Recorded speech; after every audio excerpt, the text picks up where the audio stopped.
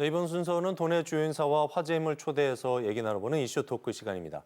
최근에 인제군이 소양강의 결빙 여건 미충족으로 인제 빙어 축제를 열지 않겠다고 밝혔습니다. 대한민국 원조 겨울 축제가 3년째 무산이 되면서 기후변화로 인한 강원 관광 산업에 대한 우려의 목소리가 커지고 있습니다. 그래서 오늘은 유승각 강원연구원 기획실장을 모시고 겨울관광 1번지 강원도 돌파구는 이란 주제로 얘기 나눠보도록 하겠습니다. 실장님 안녕하십니까? 네, 안녕하십니까? 이상고온으로 인해서 겨울축제가 아예 취소가 되거나 개막이 이제 연기되는 일이 발생을 하고 있는데 도내 겨울축제 상황은 어떻습니까? 네, 최근 기후 이슈로 인해서 겨울축제 개막 연기 그리고 운영기간 변동 이런 부분들이 굉장히 자주 보도가 되고 있습니다. 말씀하셨던 것처럼 이제 대표적인 저희가 1세대 얼음 축제라고 얘기를 하는 인제 빙어 축제의 경우 2024년부터 3년간 개최가 무산되었습니다. 안전한 이제 결빙 환경이 확보되지 않아서 그렇게 됐는데요. 그래도 다행히 화천 산천어 축제라든지 평창과 홍천, 철원의 얼음 낚시 그리고 얼음 트레킹 그리고 태백산의 어떤 눈 축제, 그 대관령 눈꽃 축제 이런 부분들은 현재 개최가 되고 있거나 개최 예정이어서 지역 경제 활성화에 도움이 어느 정도 될 것으로 기대하고 있습니다. 네. 겨울 축제 중에서 이제 또 다른 축이 강원도의 입장에서는 스키장 아니겠습니까? 스키장도 관광객 수가 많이 줄었다고 들었는데 어떤 상황이에요, 지금? 스키장의 경우는 이제 축제보다 조금 더 민감하게 반응할 수밖에 없는데요. 예.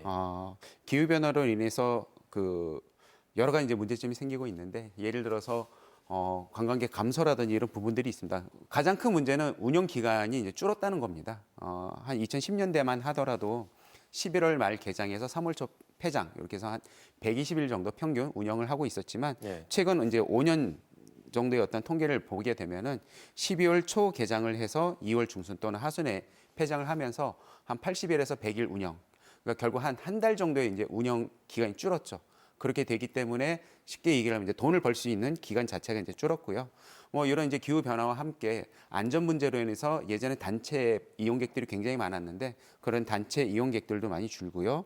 여러 가지 이제 대체할 수 있는 그 레저 시설이라든지 이런 부분들이 나오면서 아무래도 많이 줄었습니다. 실질적으로 저희가 2012 시즌 같은 경우는 한 686만 명 정도가 스키장을 찾았지만 2025 시즌에는 한 433만 명 정도로 이제 급격하게 줄었습니다. 결국은 이용자 감소는 투자 감소로 이어지고요. 그런 네. 부분들이 다시 고객 만족도에 영향을 주면서 다시 이용자가 감소하는 이런 약간 부정적인 어떤 순환으로 이어지는 것이 이제 가장 우려할 만한 상황이다 이렇게 볼 수가 있겠습니다. 네, 크게는 이제 겨울 축제라든가 스키장이 이용자 수가 말씀하신 것처럼 감소하게 되면 이게 문제가 되는 부분이 바로 지역 경기가 타격을 입게 되고 관광 산업도 어려워지는 거 아니겠습니까? 네. 어떻게 봐야 될까요? 말씀하신 부정적인 영향에도 이제 여러 가지가 있습니다. 예를 들어서 이제 우선 겨울 관광 수입이 불확실해진다는 부분이 되겠죠. 예. 최근에 이상고온이라든지 아니면 이제 결빙 지연, 강설 부족 이런 부분들로 인해서 주최하는 입장에서도 우리가 스키장을 언제 개장할 수 있을지, 우리 축제를 언제 개최를 할 수 있을지 이런 부분들의 불확실성이 이어지거든요. 결국은 이런 불확실성 자체는 단순히 주최하는 측에만 문제가 되는 것이 아니고 참가자하고 연결이 된다는 부분입니다.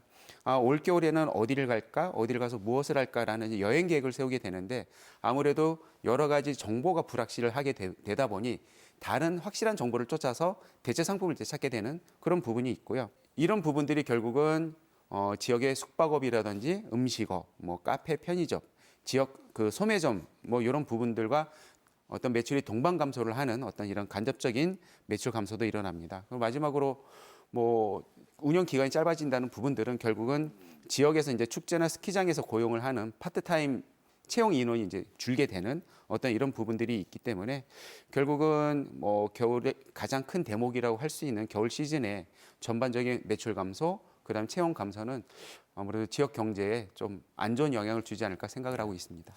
깊숙하게 좀 들여다보면 이제 개막일과 관련된 부분들, 이것들이 줄어든 부분들, 그리고 관광객 수도 굉장히 중요하지 않겠습니까? 근데 하지만 중요한 거는 이제 관광객 수보다도 많은 분들이 와서 체류하면서 이제 여기서 소비를 하게 되고 지역 경기가 활성화되는 이게 이제 좋은 순환 구조가 될 것 같기는 한데 어떻게 하면 좀 날씨에 관계없이 사계절 체류형 관광지로 강원도가 좀 거듭날 수 있을까요, 실장님?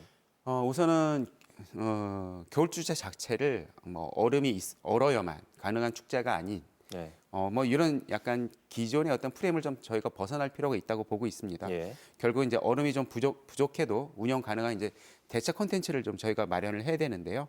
뭐 빛이나 미디어 아트 그리고 이제 실내 체험이라든지 문화 공연 이런 그리고 로컬 마켓 뭐 이런 대체 콘텐츠를 좀 기본으로 깔아두고 그때그때 운영을 좀 변형할 수 있는 어떤 가변형 축제 모델이 좀 필요할 것 같습니다.